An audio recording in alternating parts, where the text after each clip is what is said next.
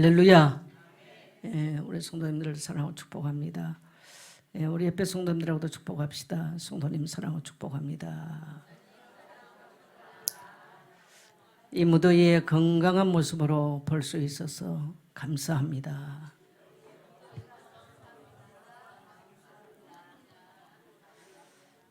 여러분이 좋아하는 인사, 성도님 마음 걱정하지 마세요. 무조건 잘 됩니다. 잘 되고 있습니다. 믿어지신 분만 아멘 하세요. 우리 성도님들 너무너무 더우셔서 고생들을 많이 하셨죠. 저는 여지까지 집에 에어컨은 한 번도 안 켜봤습니다. 어제 저녁에 제가 처음으로 선풍기를 켰습니다. 그래서 어제는 해보니까 밤늦게까지도 말씀 보고 집중하는데 너무 힘들더라고. 또 새벽에 일어나서 해도 힘들더라고. 그래서 아유, 우리 성도님들 얼마나 힘드나. 그래서 오늘 다 힘들어서 예배 안 올 줄 알았는데 그래도 많이 오셔서 감사합니다. 오늘 말씀의 제목을 한번 따라해 봅시다. 씨 뿌리는 비유와 종교인의 삶. 아마 이 비유의 말씀은 웬만큼 교회 다닌 사람들은 많이 익히 아는 내용입니다. 그러나 여러분이 익히 아는 내용이라고 하지 마시고 오늘 하나님의 말씀으로, 하나님의 음성으로 듣게 되시기를 주의 이름으로 축복합니다. 이스라엘은 역사 속에 구약과 신약이 있잖아요. 구약과 신약 가운데를 우리는 중간기라 교회사로 그렇게 공부를 해요. 이 중간기 400년 동안은 말씀이 선포되지 않은 시기를 중간기다 그랬습니다. 마지막 선지자 말라기 선지자로 끝으로 400년 동안 선지자가 나타나지 않았어요. 그리고 마지막 선지자요 최초의 사도인 세례 요한이 말씀을 증거하다가 목이 잘려서 순교를 하는 것으로 끝이 납니다. 그리고 신약 예수님의 시대로 넘어가는 것입니다. 예수님은 이러한 400년 동안 말씀이 끊겨버린 시대 가운데 혜성과 같이 이 땅에 찾아오셨죠. 예수님이 오셨을 때는 이 팔레스타인 땅은, 팔레스타인이라는 말은 노마가 붙인 이름이거든요. 이스라엘, 남북을 다 해서 이스라엘인데 노마의 속국이 되어져 있습니다. 그리고 급기야 AD 70년에는 노마 티토 장군에 의해서 이스라엘 나라 전체가 없어집니다. 그리고 1948년에 이스라엘이라고 하는 나라가 1948년, 그러니까 딱 2000년 만에 독립을 하게 되었죠. 우리는 왜 이스라엘 이토록 비극적인 역사가 찾아왔을까? 예수님은 오늘 씨 뿌림의 비유를 통해서 이러한 역사적 맥락을 가지고 계신 것이죠. 예수님이 오셨을 때 보니까 국가적으로는 노마의 속국을 당해 있고 수많은 사람들이 노예가 되어 있고 전쟁의 위험이 도처에 서려 있고 수많은 사람들은 배고픔에 시달리고 귀신 들린 사람들, 중풍에 시달린 사람들, 보지 못한 자들, 걷지 못한 사람들, 말할 것도 없습니다. 종교 지도자들은 이미 바리새주의로 꽉 차 있어서 마른 막대기와 같이 율법에 매여 있는 이것이 그 시대의 상황입니다. 우리는 예수님께서 비유로 말씀하시는 것들이 참 많은데 그것은 하나님의 나라에 대해서 말씀이거든요. 그런데 이 비유의 말씀 중에 가장 클라이막스가 되는 말씀이 바로 씨 뿌림의 비유예요. 하나님의 나라에 대해서 가장 잘 쉽고 아주 신비롭게 잘 설명한 내용이 바로 씨 뿌림에 대한 내용입니다. 그래서 오늘 우리는 이 씨 뿌림의 내용을 통해서 예수님의 오셨을 당시의 상황도 우리는 볼 수 있지만 그래서 사람들의 상태가 네 가지로 반응한다는 거예요. 오늘날도 이 말씀은 똑같습니다. 그래서 예수님께서 증거하신 말씀은요 수천 년을 지나도 말씀은 똑같이 유용해요. 그래서 우리는 진리의 말씀이라고 그랬습니다. 그래서 오늘날도 사람들이 여러분 오늘 이 말씀은요 불신자에게 주는 메시지가 아니에요. 교회 안에 성도들이 세 가지 반응을 한다는, 네 가지 반응을 한다는 거예요. 결론적으로 말하면 더 놀라운 것은 하나님의 말씀을 듣고 열매 맺는 사람은 4명 중에 1명밖에 없다는 겁니다. 3명은 인생의 열매가 나오지 않는 삶으로 그걸 종교 생활하고 종교인의 일상을 살고 끝난다는 것입니다. 여러분 두렵지 않으세요? 무섭지 않습니까? 예수님께서 이제 사역을 하시면서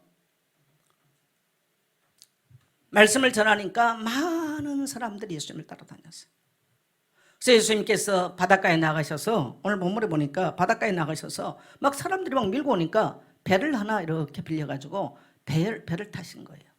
배를 타고 사람들은 이제 더 이상 이렇게 배까지 침범하면 말씀을 못 전하잖아요. 좀 띄웠겠죠.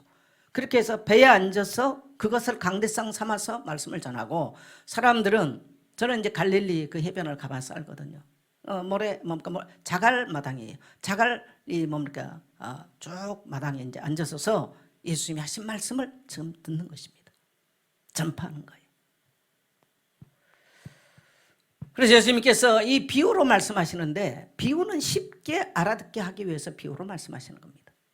4가지 밭에 사람들의 영적 상태는 4가지라는 거예요.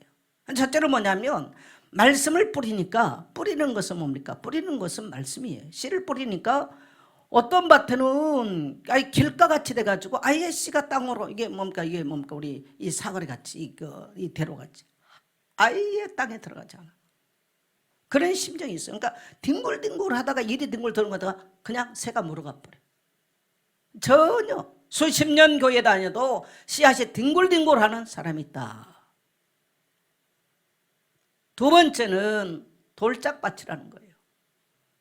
저는 농사 짓는 걸 참 좋아해요. 그래서 지금도 주말 농장을 합니다. 돈 내고 고생하는 걸 하는 거예요. 땀 흘리면서. 참 신비로워요. 그래서 씨를 뿌려놓고는요, 새가 물어가지 않도록, 산까치들이 그냥 얼마나 난리를 극성을 부리니까 새가 물어가지 않도록요, 잘 덮어주고, 잘 덮어서 잘 해놓으면 잘 나요. 근데 어떨 때는 다 씨앗을 물어가 버린단 말이에요. 그리고 또 작은 돌이라도 있으면 싹 걷어냈잖아요. 그래서 밭에는 돌이 있으면, 근데 돌짝밭, 저는 유대 땅을 가봤는데 너무너무 돌짝밭이에요. 그래서 씨앗을 뿌리는데 어떤 건 돌짝밭에 떨어지는 거야. 돌짝밭에 떨어지니까, 이 돌짝밭에 떨어지는 것은 금방 이렇게 싹 좀 흙이 있으니까 씨앗이 좀 흙에 덮여가지고 이렇게 싹이 나요. 근데 조금 있으니까 태양이 폭양이 내리쬐고 비바람이 몰아치니까 그냥 쓰러져 버리는 거예요. 그냥 열매가 없는 거예요. 셋째 밭은 어떤 밭입니까? 세 번째 밭은 가시덤불 밭이라. 씨를 뿌리다 보니까 가시덤불에도 떨어졌어. 근데 가시덤불에는 흙이 있기 때문에 뭡니까? 이게 거기서 싹이 나고 이렇게 하는데, 가시가 얼마나 기운이 센지 이게 성장을 못하는 거예요. 그래가지고 이 가시덤불에 떨어진 것은 하나도 열매를 못 맺어. 그래서 이 세 가지 밭에는 열매가 나오질 않아요. 마지막 4번째 밭은 좋은 옥토예요. 떨어지니까, 오늘날 말하면 좋은 항토밭. 떨어지니까 거기는 한 알이 떨어졌는데 30배, 60배, 100배의 놀라운 결실이 난다. 그래서 이 말씀을 통해서, 비유를 통해서 말씀이 얼마나 능력 있는가를, 우리 인간 존재 자체를 완전히 바꿔버리는 비밀이 말씀 안에 있다는 것을 오늘 말씀하고 계십니다. 여러분, 오늘 우리가 접하는 이 말씀에서 질문해 보겠어요. 말씀의 열매를 맺고 못 맺고야 말씀의 문제입니까? 밭의 문제입니까? 밭의 문제죠. 밭은 사람들의 마음을 말씀하고 계십니다. 말씀은 하나님의, 씨는 하나님의 말씀을 말하는 거예요. 씨는 아무 문제가 없어요. 여러분, 씨는 생명력이 있어요. 씨 하나가 정확하게 떨어졌다, 엄청난 열매를, 어마어마한 결과를, 어마어마한 하나님의 역사를 이루게 되어 있다는 것입니다. 근데 어떤 사람은 예수 믿고 하나님의 말씀을 받고 그 말씀 앞에 어마어마한 반응을 하고 살아가는 사람이 있는가 하면, 어떤 사람은 수십 년 가도 전혀 말씀에 반응이 없어요. 물어보겠습니다.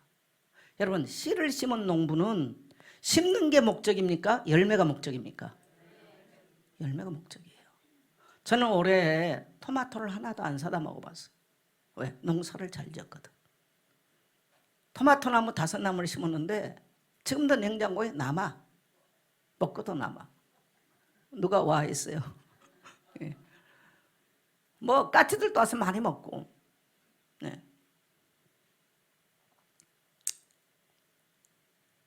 하나의 씨가 떨어졌는데요, 한 사람 속에 말씀이 잘 떨어지면요, 그 사람이 말씀에 어떻게 반응하에 따라서요, 어마어마한 우리 인생 존재 자체를 완전히 바꿔버려요.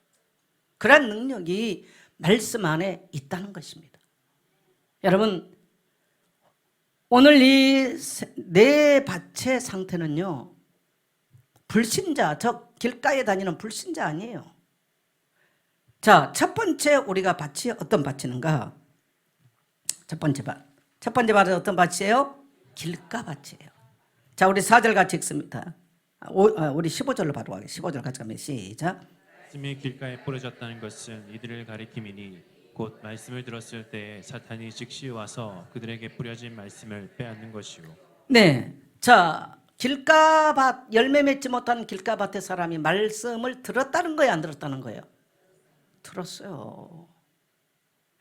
교회를 왔다는 얘기, 안 왔다는 얘기예요?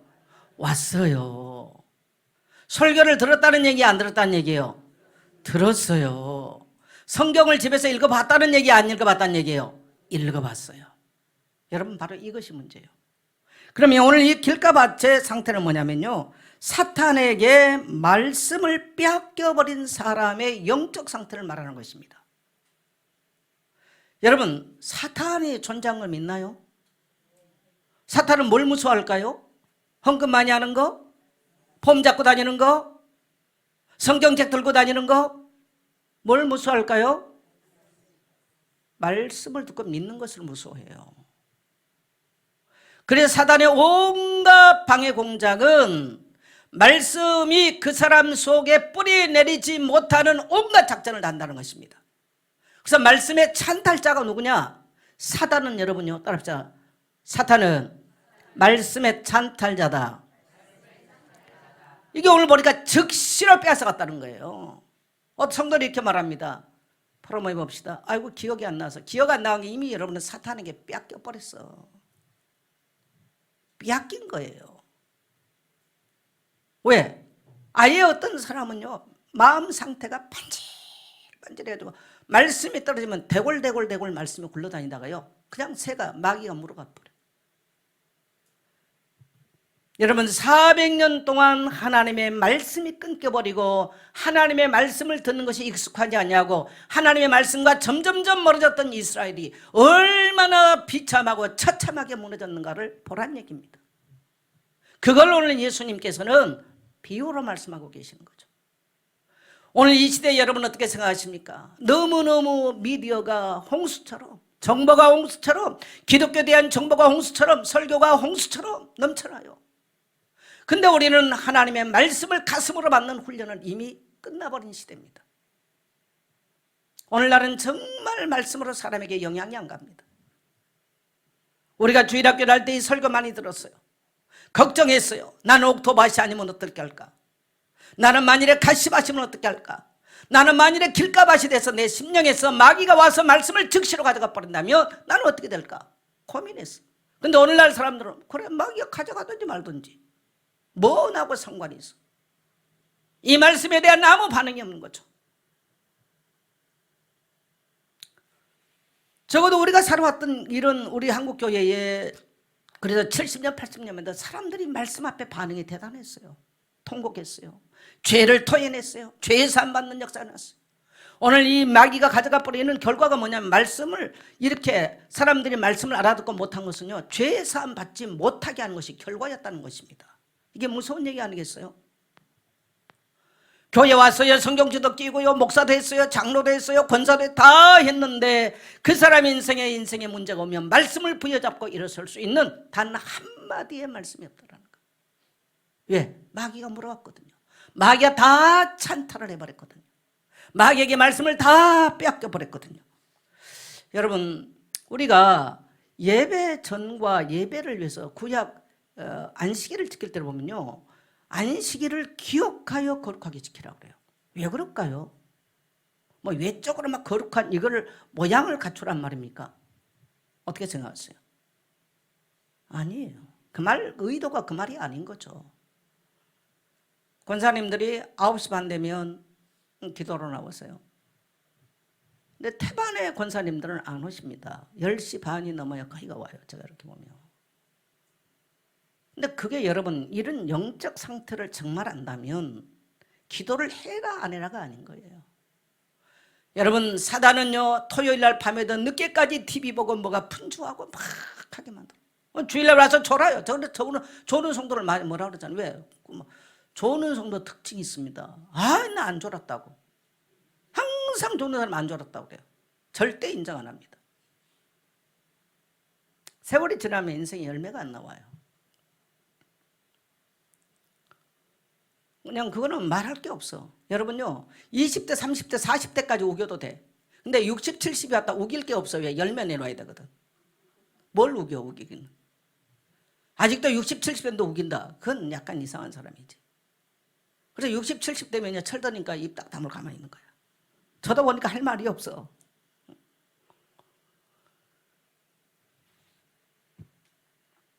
사탄은 얼마나 말씀이 능력 있는 걸 알아.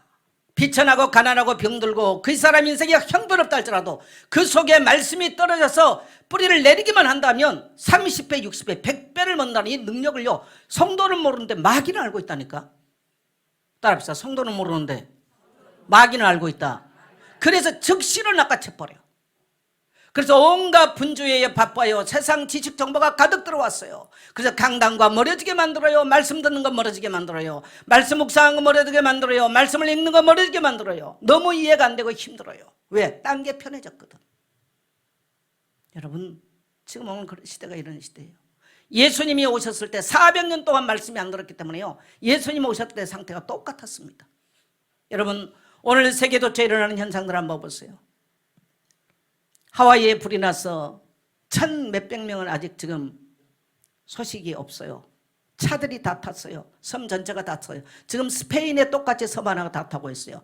놀라운 것은 오늘 아침에 뉴스 보니까 캐나다가 1,000 몇백 군데가 지금 불이 타는데 절반 이상은 이거는 사람이 끌 수 없다라고 말합니다. 그러면 캐나다는 미국과 미국 본토와 연결돼 있고 미국은 밑에 뭐 멕시코를 중심한 남미와 다 연결돼 있어요.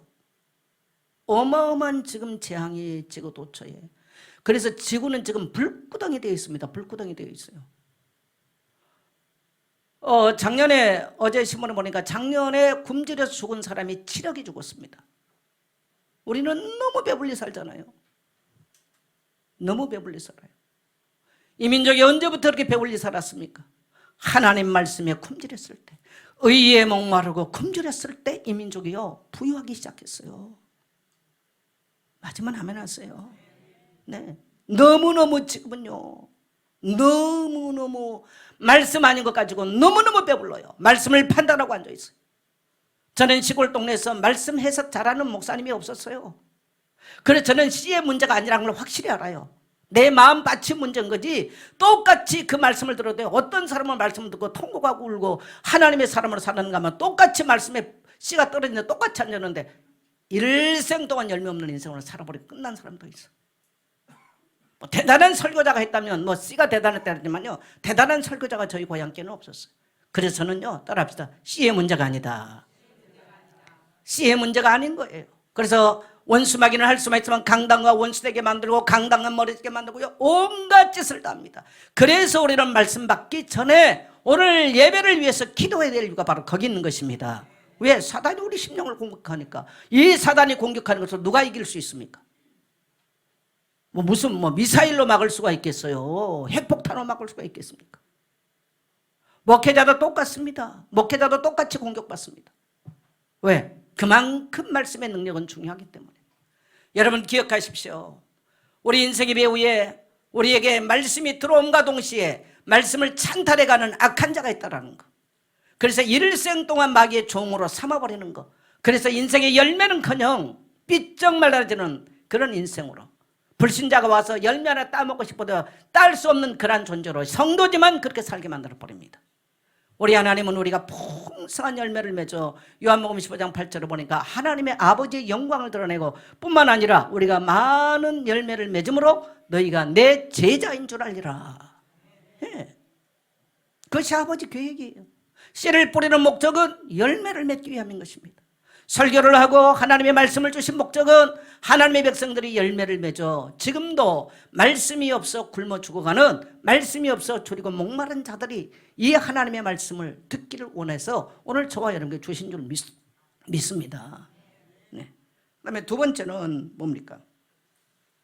그래서 여러분, 오늘 내가 우리를 말씀과 멀어지게 하는 것이 뭡니까? 말씀. 어떤 사람들은요, 온갖 유튜브에서 메시지 다 들어. 근데 그 사람이 신앙은 영적으로 잘하지는 않아. 여러분, 정보와 지식 정보와 신앙 정보와 내가 하나님을 경외하고 사는 것은 다른 이야기예요. 이해되시면 아멘 하세요. 네, 여기에 많은 성도들이 좀 착하고 살아요. 많은 성도들이 착하게요. 입만 열면 여기저기서 막 유튜브 봐가지고 아는 건 너무 많아. 자기 신앙과 아무 상관없어요. 자기 인생의 열매를 내는 건 아무 상관없는 이야기예요. 네. 자, 두 번째 갑니다. 우리 두 번째 대지 같이 읽으면 시작. 예, 두 번째 밭이 돌짝밭인데 시험할 날을 이길 힘이 없는 사람을 썼는데 제가 본 다른 말로 오늘 본문 그대로 이용한다면 따라합시다. 뿌리 없는 신앙. 뿌리가 내려지지 않아. 여러분, 작은 꽃 한 송이가 필라 그래도요, 뿌리가 내려져야 꽃 피어요. 작은 열매 하나 맺으려면요, 뿌리가 잘 내려져야 뭔가 꽃이 피는 것입니다. 자, 우리 5절 6절 같이 갑니다. 시작. 더러는 흙이 얕은 돌밭에 떨어짐에 흙이 깊지 아니하므로 곧 싹이 나오나 해가 돋은 후에 다섯 뿌리가 없으므로 말랐고. 네, 이 두 번째 사람은 자, 우리 16절 17절을 이건 이제 그 뒤에 부분 해석이거든요. 자, 16절 17절 같이 갑니다. 시작. 또 이와 같이 돌밭에 뿌려졌다는 것은 이들을 가리킴이니 곧 말씀을 들을 때 즉시 기쁨으로 받으나 그 속에 뿌리가 없어 잠깐 견디다가 말씀으로 인하여 환난이나 박해가 일어나는 때에는 곧 넘어지는 자요. 자, 이 두 번째 돌짝밭의 사람이 말씀을 들었다는 겁니까? 안 들었다는 겁니까? 말씀을 들었어요. 여러분 오늘 꼭 기억하셔야 돼요. 오늘 이 말씀이 마가복음 4장의 메시지가 불신자를 향한 얘기가 아니라는 걸 아셔야 돼요. 전 옛날에 길가밭 아예 말씀 안 들으면 불신자인 줄 알았어. 근데 성경을 자세히 읽어보니까 불신자 얘기가 아닌 거예요. 다 들었어요. 교회 와서, 그래서 제가 종교인이라는 표현을 쓴 게 바로 교회에 와 있으면 그 사람 속에는 말씀이 없는 사람, 전혀 말씀이 영향하지 않는 사람, 길가밭. 돌짝밭의 사람은 어떻게 합니까? 흙이 너무너무 얕아. 그래서 여러분요, 씨를 딱 뿌려보면요, 돌짝밭 살짝 흙이 있어도 거기가 이렇게 싹이 꽃이 납니다. 근데 오래 못 가요. 금방 타 죽어버려요. 금방 말라 죽어요. 그러니까 오늘 여기 보면 흙이 돌밭에 뿌렸다는 것은 이들을 가리킴이니 곧 말씀을 들을 때는 즉시 기쁨으로 받아. 말씀 받고 좀 은혜 받으면 막 기뻐서 발톱을 뛰어. 막 뭐 할렐루야 아멘 하고 막 놀렐루야 하고 다 해. 조금만 문제 오면 온갖 짓을 다 해버려. 얼굴이 푸락누락하고 막 강단 대적하고 막 뭐 성경책 뭐 이게 뭐 하나님 말씀 뭐 무슨 하나님 말씀입니까? 그냥 그렇게 돼버려요. 제 말이 아니에요, 여러분요.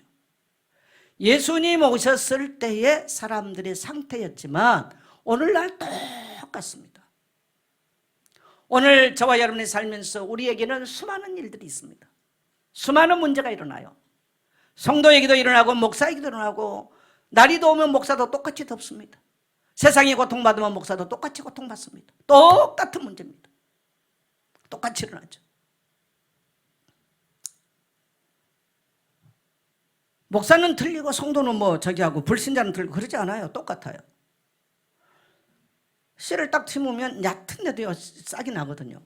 근데 오늘 여기 보니까 16, 17을 보니까요, 금방 막 말씀 먹고 할렐루야 놀래라 하는데 문제는 뭐냐? 그 속에 뭐가 없어요? 뿌리가 없어요. 여러분, 나무가 중요합니까? 뿌리가 중요합니까? 뿌리가 중요해요. 뿌리가 중요한 거예요. 그냥 교회 왔다가가 아니라요, 뿌리가 중요한 거예요. 여러분, 왜 예수님께서 부활하시고 승천하신 이후에 성령을 부으시고 교회를 세워놓고 가셨을까요? 만일에 이 땅에 교회가 없다면요, 성도들은 다 자기 멋대로 살 겁니다. 다 제 멋대로 살아요. 교회를 주님께서 세워놓으시고 말씀을 뿌린 주의 종들을 세워놓고 말씀대로 살도록 가르치고, 그러면 막 성도가 싫어. 왜? 때로는 찔리거든요. 여러분, 말씀은 검이에요. 때로는 예리해서 사람을 자르기도 하고요. 때로는요, 뭡니까? 무기이기 때문에 막 망치가 돼서 때리기도 하고 그러잖아요. 때로는요, 질병을 수술하기도 하고. 칼이에요. 메스예요. 그렇기 때문에 이게 싫은 거야. 사람의 속성을 예수님이 너무 잘 알고 계세요. 그래서 교회를 세워서 이러한 성도들로 하여금 말씀의 뿌리를 내리도록 성도를 양육하고 가르치고 치유하도록 교회를 세워놓으신 것입니다. 할렐루야. 그래서 교회 세워놨어요. 뿌리가 없으므로 잠깐 견뎌요. 잠깐 견디다가 말씀으로 인하여 환난이나 박해가 일어나면은요, 건너머져 버려요. 막 놀렐루야 할렐루야 이럴 때는 막 엄청나게 막 사명자가 읽고 왔던데요, 금방 조금만 문제 오면 얼굴이 놀랄해지다가 발에 뜯다가 질려가지고 막 넘어지고 자빠지고 막 시험 들고 이렇게 되면서 인생 끝나버려요.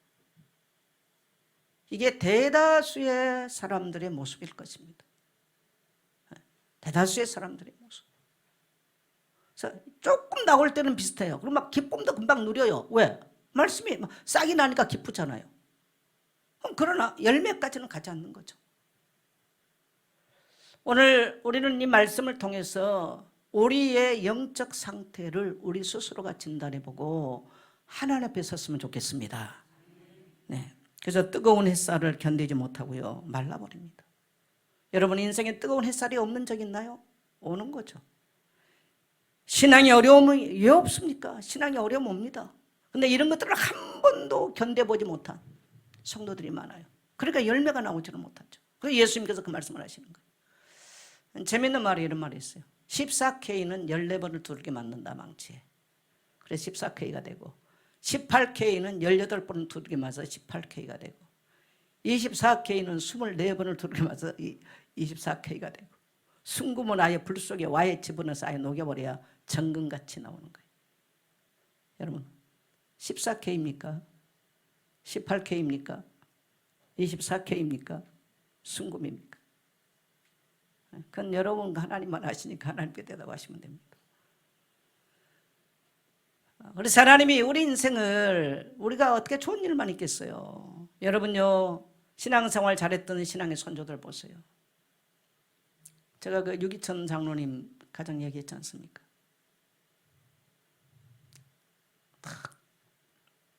비참하게 순교했잖아요, 북한 땅에서. 근데 하나님이 그 장로님을 순교했지만 그 후손들이 서울대교 학장 어마어마한 열매가 나타났어요. 정말 신앙의 위대한 신앙인들은 거의가 순교했습니다.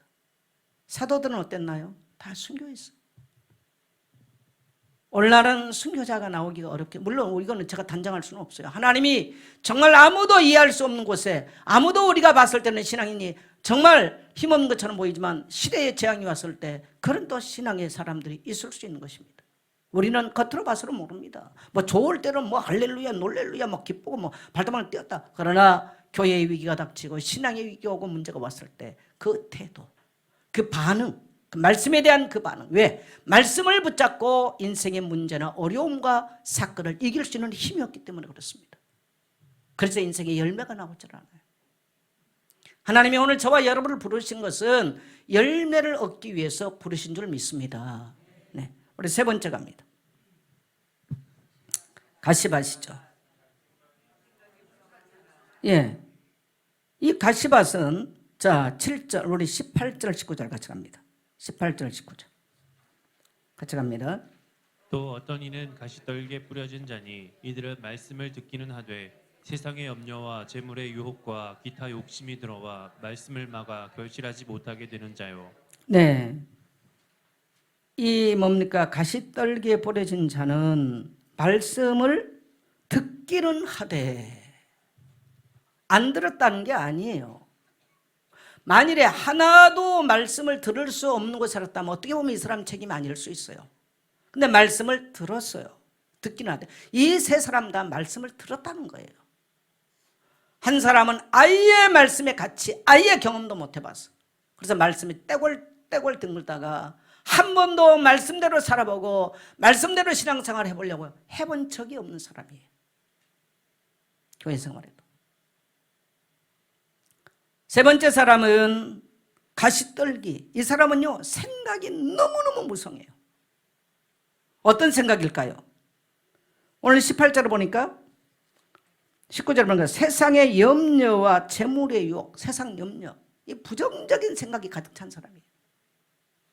그래서 제가 늘 이 부정적인 생각 많이 얘기하지 않습니까? 부정적인 말, 부정적인 생각, 아무리 교회 와서 말씀을 듣고 별짓을 다 해도요, 이 사람은 세상 가서도 집니다. 세상도 거의가 보면요, 부정적 생각에 사로잡힌 사람들 성공할 확률은 낮아요. 성공해도 결국 무너집니다. 그 사람들의 특징은. 근데 하나님의 말씀이 우리에게서 자리를 잡고 뿌리를 내려서 열매를 맺지 못한 게 뭐냐면 이런 부정적인 생각이 말씀의 기운보다 강하다는 거예요. 그래서 제가 늘 하는 메시지가 있지 않습니까? 나의 생각을 믿지 말고 뭘 붙잡아라? 말씀을 붙잡아라. 왜? 이런 우리 속에 있는 이 부정적 감정이나 생각이요, 얼마나 기운이 세면요, 말씀이 자라지를 못하게 만들어버려요. 저는 이러한 그 자연적 상태를 너무 잘 알아요. 가시덤불이 우거지면 그 속에 잠깐 이렇게 싹이 난 것처럼 보이지만요, 위에가요, 뭡니까? 이 찔레 덩굴 같은 게 쫙 가리면 햇빛이 안 들어갑니다.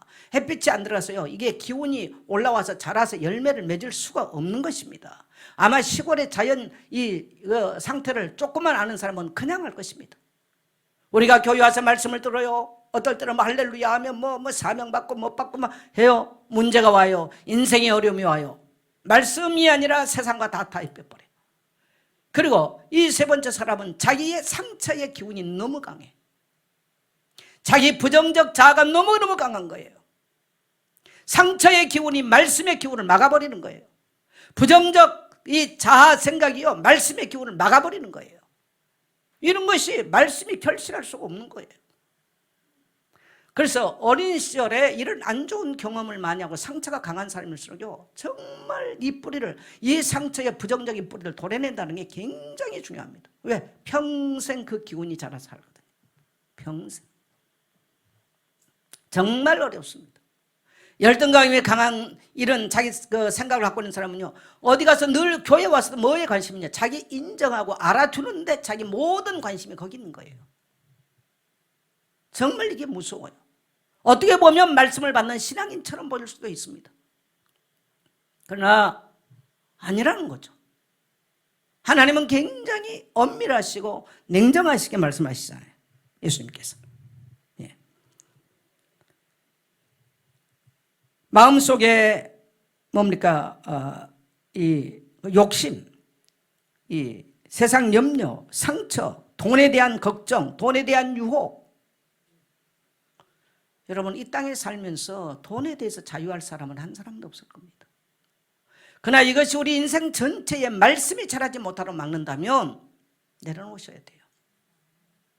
할렐루야. 내려놓으셔야 됩니다. 희한하게 젊은 날은 돈을 벌지 않고 살아도 돈의 걱정을 안 해보고 산 것 같아요. 나이를 먹으니까 교회에서 사례비를 받는데도 늘 모자란 것 같아요. 때때로는 교회 이것저것 또 걱정을 해야 되더라고요. 주님은 하지 말라 그러는데. 이 땅의 사람들이 그래서 돈에 대해서 자유하고 피해갈 사람은 단 한 명도 없구나. 때로는 교회에 돈만 있는 이런 중직자가 있으면 참 좋겠다. 좀 편하겠다. 좀 마음껏 하겠다. 이런 생각도 너무 많이 들어요. 네. 누군들 목사는 목사 수준에서 그런 유혹을 받는다면 성도는 성도 수준에서 그런 유혹을 받겠죠. 그러나 여러분, 저와 여러분의 인생은 길지 않습니다. 우리는 얼마나 돈을 많이 벌었냐, 적게 벌었냐, 얼마나 공부를 많이 했냐, 하나님은 그것 가지고 우리를 심판하지 않아요. 그것 가지고 판단하지 않아요. 우리 생은 너무너무 짧아요. 우리 정혜구 송사님 저때 메시지 하면서 해는 지고 어두운데 그러시잖아요. 벌써 60, 70 되면 해는 져가는 거예요. 씨 뿌릴 시간도 짧아요. 어떻게 보면 또 인생 걷는 것도 바쁜 시간이에요. 그래서 사랑하는 성도 여러분, 오늘 하나님의 말씀이 얼마나 위대하고 하나님의 말씀이 얼마나 신비한 거 보세요. 말씀이 우리 심령 가운데 뿌려져 있다면요, 그 말씀 자체가 나의 능력이 아닌 거예요. 내가 어떤 걸 행하는 게 아니라요, 말씀 자체가 생명력이 있어서 30배, 60배, 100배로 걷게 하신 이가 하나님의 능력인 줄 믿습니다. 그래서 에스겔 36장에 보면은 우리가 율례와 법도를 행할 능력이 성령이 우리에게 오시면 주신다. 내가 하는 게 아닙니다. 내가 하는 게 아니에요. 어디에 떨어지느냐? 근데 그래서 우리가 이 세상 염려나 근심 걱정을 늘 내려놓고 말씀을 가까이 하는 게요, 굉장히 중요해요. 근데 만일에 말씀과 상관없는 이런 메디테이션이나 이런 명상이나 해버리면요, 결과가 문제가 와요. 그러나 말씀을 받기 위해서는 이런 명상이나 어떤 우리 마음 작업 밭이라는 것은 굉장히 중요합니다. 성도가 적어도 주일날 아침이라도 좀 빨리 나와서 오늘 말씀 받기 위해서 기도를 하고, 내 심령에 분주하고 바쁘고 뭐가 세상 전부로 가득 찬 거 다 내려놓고요, 말씀 받기 위해서 기도를 하고, 말씀을 전한 주의 종을 위해서 기도하고, 말씀을 들은 사람과 바쁘게 와가지고 책 놓고 앉아있는 사람, 자, 질문하겠습니다. 같을까요, 틀릴까요? 틀리죠. 틀리고 말고요. 그게 안 된 사람은 늘 염려 근심합니다.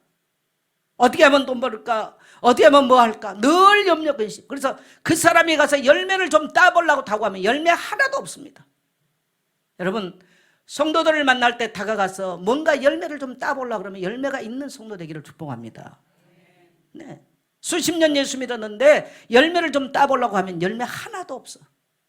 비참하지 않겠어요? 네.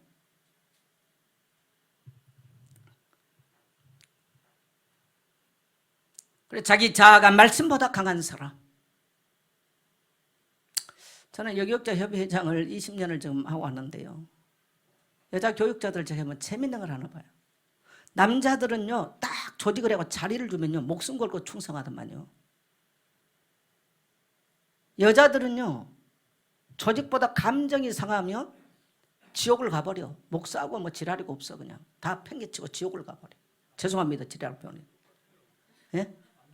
남자도 똑같아. 근데 대체적으로 남자들은요, 딱 조직태고 뭐 딱 자기 폼난 자리에만 딱 죽도록 충성해. 아니, 그저 내가 긍정적인 측면에서만 얘기한 건 아니에요. 여자들은 기분 나빴다. 아니, 남자들도 뭐 속알머리 좋으면 똑같겠죠. 기분 나빴다. 완전 뭐 없어. 지옥 가버려. 그래서 제가 20년 여교육자 협의회를 이끌면서 내가 터득하는 진리가 바로 그거 터득했어. 다른 거 하나도 안 터득했어. 이게 여자들의 속성이에요. 자기 자아가 말씀보다 강하면요, 무슨 열매가 나오겠어요? 그러니까 교회 생활을 해도 그게 안 되는 거예요. 여러분, 공동체가 얼마나 어려운 줄 아세요? 혼자 하는 거 얼마나 편한데. 그죠? 혼자 말씀을 하는 거 얼마나 쉬운. 왜 예수님께서 너희들은 주일날 되면 다 안방에 앉아서 말씀 읽고 혼자 기도하고 예배하라 그랬으면 얼마나 소홀하겠어요. 모이기를 힘쓰라 그러고.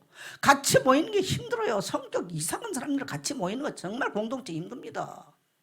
그거 다 서로 끌어안고 간다는 거요, 힘들어요. 힘들어. 그죠? 서로가 힘든 거예요, 서로가.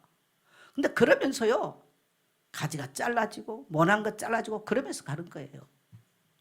여러분, 농부는 열매를 맺기 위해서 반드시 가지치기를 해줘요. 가지치기 안 한 나무는요, 지멋대로 나와가지고요, 이만큼만 시간을 달다 그 다음에 달리지도 않아요. 가지치기를 해마다 해줘야 돼요. 우리 인생의 신앙이 똑같습니다. 지 자아 그대로. 교회에서 자꾸 사람은 자기 자아를 드러내려고 그러거든요. 그건 말씀으로 잘라줘야 돼요. 그래야 온전한 그리스도 안에서 주님이 기뻐하는, 하나님이 기뻐하는 아름다운 삶의 열매를 맺게 되는 줄 믿습니다. 자, 그 다음 우리 마지막 네 번째 같이 갑니다. 시작. 말씀을 마음에 받아들이는 사람. 예, 옥토밭에 떨어지니까 30배, 60배, 100배로 맺었대요. 복음을 심었습니다. 복음의 싹이 났네요. 복음이 자랐습니다. 30배 맺었습니다. 그리고 우리 주력 때요 100배까지 했어. 신나잖아요. 참 신비로워요. 여러분, 예수 믿는다는 게 무슨 말입니까? 교회를 온다는 얘기입니까? 성경을 들고 다닌다는 얘기입니까? 와서 예배 때 왔다는 얘기입니까? 도대체 여러분은 예수 믿는다는 게 무슨 말이세요? 여러분 따라합시다. 내 마음속에 하나님의 말씀을 받아들이는 것, 그게 예수 믿는 거예요. 그래서 내 상한 심령이나 내 부정적인 자아나 내 상처나 내 열등감이나 다 내려놓고 하나님의 말씀을 내 가슴속에 쑥 받아들이는 거예요. 그래서 요한복음 1장 1절을 보면 이 말씀은 곧 뭐라? 하나님이시니라. 그래서 예수님 하나님의 말씀을 우리 마음속에 받아들이면 그때부터 우리 속에서요, 따라서 말씀을 잉태했다. 자, 여자들이 뱃속에 아이를 잉태하면, 살아있는 아이라면 나와요 안 나와요? 나와오죠. 그 아이가 자라가지고요 또 장가가고 시집가고요 몇 명씩 나버려. 말씀이 우리 속에 정말 들어왔다, 정말 믿는다, 그러면 우리 속에서 말씀이 잉태되는 거예요. 이 말씀이 막 잉태되면 한 달, 두 달 막 자라고 10달 되면 막 나오려고 막 난리치고 그래요. 꼭 제가 해본 사람 같이 말하네. 막 5살 되면 막 뭐라 발길질한다 그러죠. 막 발길질하고. 어떤 집은 또 쌍둥이까지 내버려. 뭐야 강대님 원사님처럼 막 완전 역사 일어났어요. 우리 교회 왔으면 제가 축의금 드렸을 텐데. 따라합시다. 내 안에 말씀을 잉태하겠습니다. 여러분 이게 굉장히 신비한 이야기예요. 예수님을 믿는다는 것은 행위가 아닙니다. 종교적 행위가 아니에요. 앞에 세 사람은 종교적 행위인 것입니다. 마지막 옥토밭의 특징은요, 말씀을 마음속에 잉태했다는 얘기예요. 잉태한 것은 반드시 출산하게 되어 있는 것입니다. 나타나게 되어 있는 것입니다. 말씀이 역사로 탄생하게 되어 있는 것입니다. 역사가 일어나는 거죠, 그게. 그래서 한 사람 속에 심겨진 이 말씀이 얼마나 능력이 있길래 첫 번째로 마귀는 즉시로 물어가 버립니다. 그래서 우리가 새가족들을 잘 도와줘야 돼요. 토요일 날 웬만하면 분주하고 바쁜 거 안 하고요. 왜? 주일에 오면 피곤하고 맨날 졸고 그러면요, 뭐 안다 그래서 그게 좋은 게 아니에요, 그게. 물론 어떤 분들은 얼마나 세상에서 피곤하고 교회 와서 단잠을 주무시냐 그러는데 저는 그렇게 생각하지 않습니다. 오래도록 목회해 보니까요, 말씀을 어떻게 대하느냐, 강단과 어떤 관계느냐 굉장히 중요합니다. 굉장히 중요해요. 저는 아마 아까 선생님들도 강단에 딱 서보면 아이가 공부할 때 어떻게 가르친 게 반응하느냐, 나는 그 아이 미래 보일 거라고 봐요. 교회에서 말씀을 증거해 보면, 설교해 보면요, 사람들의 상태 웬만큼은 이해할 수 있습니다. 그만큼 중요합니다. 이 말씀은 얼마나 능력이 있는지 30배, 60배, 100배로 맺어요. 여러분, 자연의 우리의 곡식이라는 것들은요, 하나님의 법칙이에요. 할렐루야. 그래서 우리 속에도 하나의 미랄이 떨어지면요, 미랄이 제대로 떨어졌다, 알갱이 하나 제대로 따서 100배가 아닙니다. 그 이상의 열매를 맺게 되어 있습니다. 그래서 이 옥토밭, 그러니까 옥토밭은 뭡니까? 하나님의 말씀을 받고요, 주님 나는 죄인이었습니다, 아멘, 할렐루야, 이걸 받아들이는 게 그게 옥토밭이에요. 근데 튀어, 내들으라고 그랬지. 튀는 거예요. 튀어. 록펠러의 어머니는 아들 록펠러에게 절대로 너는 주의 종의 마음을 아프게 하지 마라. 왜? 말씀 받는데 지장이 있기 때문에 그래요. 말씀 받는데. 마귀는 어떤 작동도 하냐면요, 손으로 하고요, 목사님 손, 물론 우리 교회는 없어요. 뭐 은혜가 안 되고 저건 이번 때 나더라고 그래놔. 옆에 사람 교회가 돼 그래놔요. 그러면 그 사람도 그래? 해놨잖아. 마귀가 당장 다 가져가요. 마귀는 지금도 그 짓을 교회 안에서 합니다. 그래서 성도들이 열매를 맺지 못하고 마치 떠돌아다니는 뿌리 없는 인생처럼 마음밭이 옥토가 될 수 없도록 만들어요. 저는 오늘 여러분 이 하나님의 말씀을 듣고 우리 모든 예수님교회 사랑하는 성도 여러분, 여러분의 인생을 통해서 100배가 아니라 10,000배의 결실할 수 있는 아름다운 밭이 되기를 축복합니다. 따라합시다. 나는 옥토입니다. 네. 그래서 목회자들은 옥토를 만들어가는 역할을 하는 것이 목회자가 일생통활하는 겁니다. 네. 씨를 뿌리는 자예요. 씨는 그냥 안 뿌리죠. 밭을 만들어야 돼요.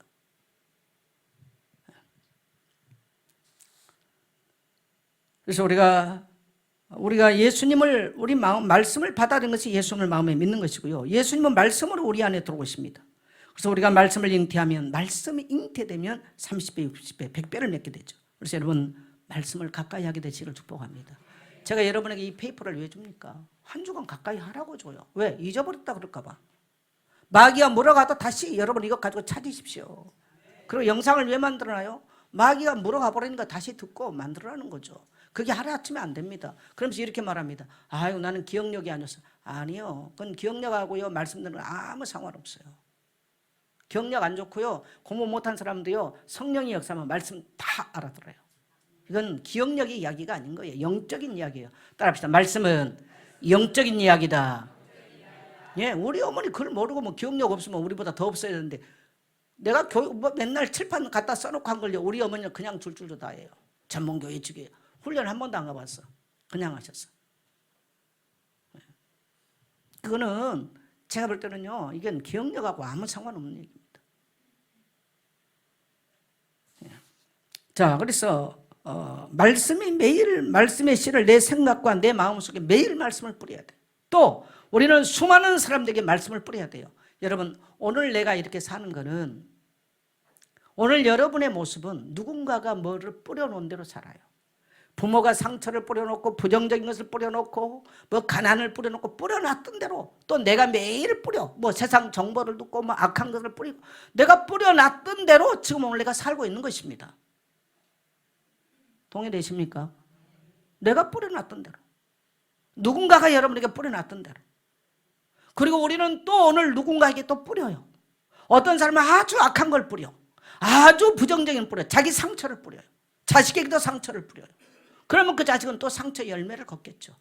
여러분 오늘 이 모든 것들을 다 걷어내고요 말씀의 씨를 뿌리게 되시기를 축복합니다. 그러면 아름다운 열매를 기대할 수가 있어요. 자, 그러면 열매를 맺는 조건이 뭡니까? 요한복음 15장 4절 5절 같이 갑니다. 시작. 내 안에 가라. 어디 안에 가라? 내 안에 가라. 내가 누굽니까? 말씀 안에 가라는 거예요. 내 안에 거하라. 그게 열매를 맺는 첫 번째 조건이에요. 그 다음에 나도 너희 안에 거하리라. 가지가 포도나무에 붙어있지 아니하면 스스로 열매를 맺을 수 없음 같이 너희도 내 안에 있지 아니하면 그러하리라. 그러니까 열매를 맺을 수 없는 것은 말씀 안에 없으면 아무리 수백 년 교회를 다녀도 열매 없는 인생이 된다는 거예요. 자, 그 다음에 15절 갑니다. 시작. 나는 포도나무요 너희는 가지라. 그가 내 안에 내가 그 안에 거하면 사람이 열매를 많이 맺나니. 네, 나는 포도나무에 너는 가지다. 자, 물어보겠습니다. 가지가 나무를 떠나면 열매를 맺을 수 있어요, 없어요?